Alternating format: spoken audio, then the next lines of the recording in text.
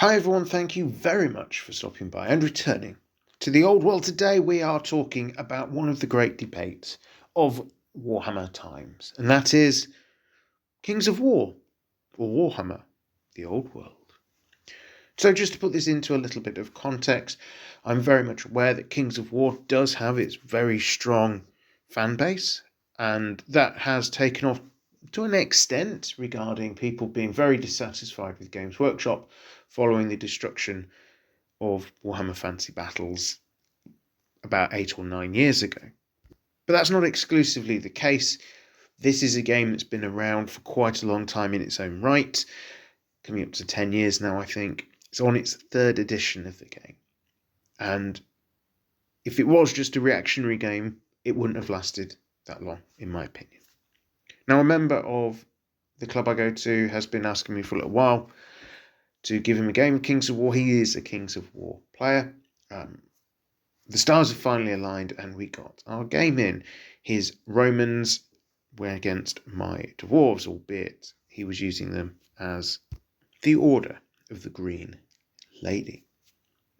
Now, I've played a couple of Kings of War games in the past. That was back in the days of first edition, when the club I was at the time had people really trying out lots of different games to try and find something that suited them, really, as a replacement for their Warhammer things. But I've not played it for a long time, and that was a couple of editions ago. So I didn't really have a lot of expectations. I knew that Kings of War lacked interaction with other people's turns, so on my turn I would do everything, on my opponent's turn they would do everything. But outside of that, it was a case of put together a list, shove some models around and see what happens. What follows are very much my thoughts on the comparison and my initial feelings around Kings of War against Warhammer, the old world.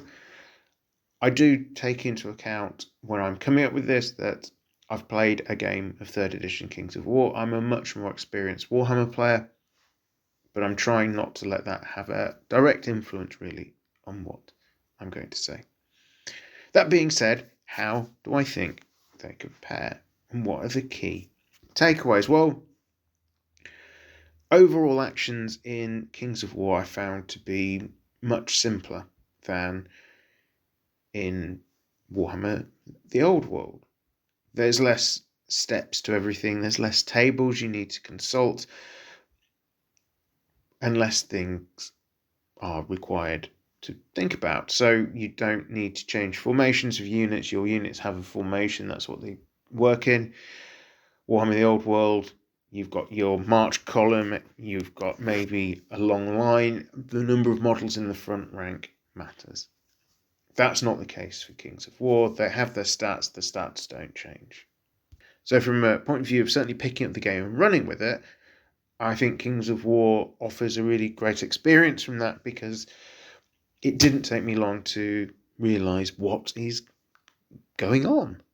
The next big difference that struck me was the models. And what do I mean by this? Well, there's a couple of things here. Officially, Games Workshop games should be played with Games Workshop models. Now, I know that only really applies if you're going to a Games Workshop store, and how many of those allow playing anymore, Warhammer World, or an official Games Workshop tournament. Outside of that, you can use any models that you like that a tournament organiser allows, including 3D prints, third-party miniatures, etc. Kings of War is entirely model agnostic. It doesn't matter what models you use, albeit, of course, Mantic do produce a range of figures in support of the game.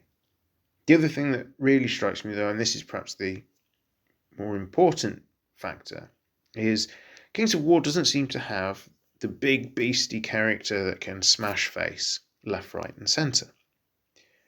The game's more centred around units, which I'd argue is perhaps what you'd expect from a rank and flank game of fantasy, rather than a couple of big killy dragons and a bunch of skirmishers, for example. But what this lack of emphasis on the characters, other than providing support for other things, means is that you have more units on the table. Most units seem to have 20 or 40 models in them. A few will have 10.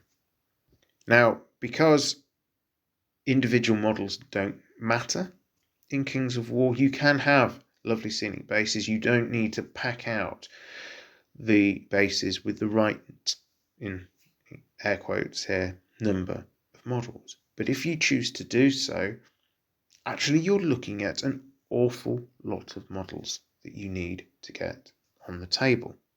On paper, my force called for over 200 models on the table. By way of comparison, my Warhammer the Old World force for the Empire consists of about 50 models.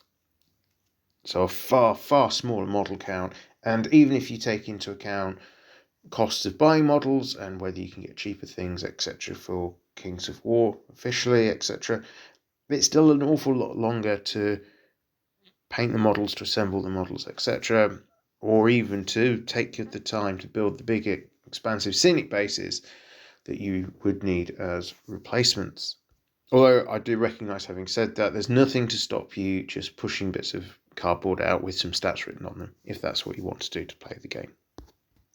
Let's turn to combat. Now, I've mentioned that formations don't matter, and units in Kings of War, you have your stats and that's it. But they also fight at full strength until they start hitting one of two morale levels. One is wavering, which limits their movement options and prevents them getting into combat in the first place, and the other is routed, in which case the unit is destroyed. It is important to note, I think, that in Kings of War, units don't stay locked in combat, so each turn the active player would announce a charge if they want their unit to get into a fight. Now, because units don't slowly degrade and they have their stats pretty much, it's all or nothing, it does mean that a unit can take an absolute battering and then dish out an absolute battering. And you can't whittle that down with things like missile weapons. Yes, it helps towards getting a unit to the point where it's going to rout, but it's not taking models out of the front rank, for example, reducing the number of incoming attacks and supporting your own survivability. That level of nuance just isn't in the game. You roll a bucket load of dice, typically 12 or 15 for an infantry regiment, and see what happens. Mechanics of fighting a battle are, however, as I say, pretty simple when it comes to Kings of War. I'm not to say that it's oversimplified, but it definitely seems to lack the nuance that occurs in Warhammer the Old World. And this really, I think, takes us into the swing factor. So you know that if you're facing against a unit in Warhammer the Old World that's taken a real battering, its ability to dish out the pain is going to be diminished. And you could perhaps send a weaker unit in to finish off an elite force that normally you wouldn't go anywhere near, because you know it's right on the raggedy edge of breaking. Maybe it can only throw a couple of attacks back at you, which your unit would be easily able to weather. However, if that unit does survive, and in our example of a couple of unit models being able to throw a couple of attacks back, ultimately to probably lose the combat resolution, if they get to swing back at you in Kings of War, it's not one or two models surviving, taking down one or two people, and then losing as it's surged over the top of buying banners, ranks, etc. It's going to dish out the full amount of damage and potentially cripple the unit that was sent in, remaining incredibly dangerous until the last. So when things do seem lost and your unit are absolutely on the edge of falling apart left, right, and centre, they're still able to completely change the game around with some good dice rolls and start putting big holes in the opposition line. So what are my overall thoughts?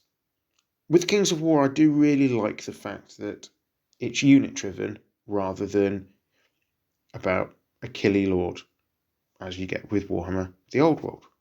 To me, it looks and feels more like a rank and flank fantasy game should. Turning to the interaction between players in the game, I think if you want to play a competitive game, this aspect of Kings of War is really beneficial. It's your turn, you start your clock, off you go. Everything that's happening in your turn, the pace of it, is all controlled by the active player. Yes, you can stop the clocks if there's a question being asked, but generally speaking, you will just go through, I move this unit, this unit, this unit, this unit shoots, this unit shoots, this unit fights, this unit runs away, etc., with no steps required by your opponent.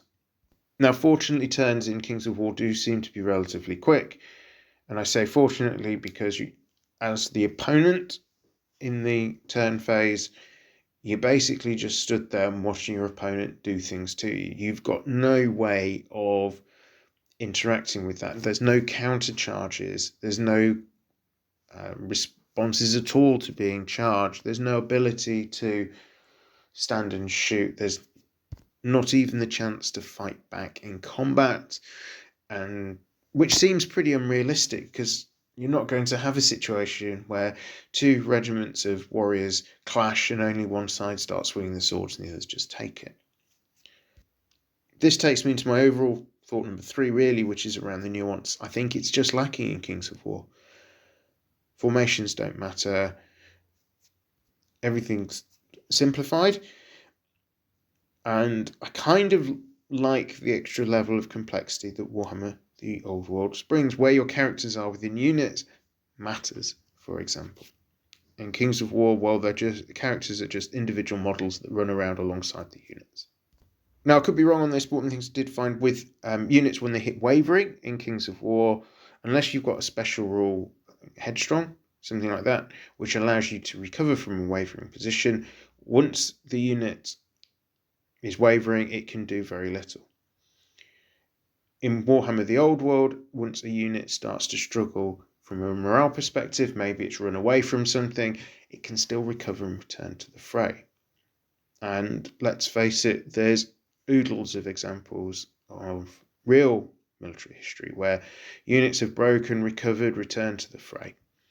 They're not always gone the moment they break the first time. Sometimes they are, but I like the fact that commanding officers can step in and rally fleeing troops, reinforce the line, and change the course of a battle. That's only possible in Warhammer the Old World when comparing it directly with Kings of War. So, to conclude, I think there is definitely a place for both games in the world of, well, fantasy wargaming. And they offer, I think, quite different experiences. I don't think either of them are completely right, certainly for me. Both have got strengths and weaknesses. I'm happy to play Kings of War again. I might even start looking at building a dedicated force for it at some point if there's enough interest at the club to pick it up, giving me an opportunity to do something a little bit different from Warhammer and Warhammer 40,000. But I do think if given a direct choice, and this might play into a little bit around I'm more experienced with this game, I think I'd rather stick with Warhammer the Old World for now, rather than plunging into the slightly different setup of Kings of War. But as I say, this won't stop me necessarily playing the game in the future. I know that the guy I played at the club and introduced me to 3rd edition does also host tournaments for Kings of War, so you never know, I might even start to jump into one of those every now and again just to mix things up. But overall, as I say, I think I'm going to stick with Warhammer for now. All that remains for me to say is thank you very much for listening. These have been my very much initial views of Warhammer against Kings of War. If you've got some particular aspects you think I should examine a bit more closely, if I'm able to get any more games in, do let me know down in the comments below. All that remains for me to say is thank you once again for listening. If you've liked this video, do think about subscribing if you've not already. It's the best way of keeping on top of the release schedule and really of supporting a small channel such as this one. I am returned to the old world. Have a great day.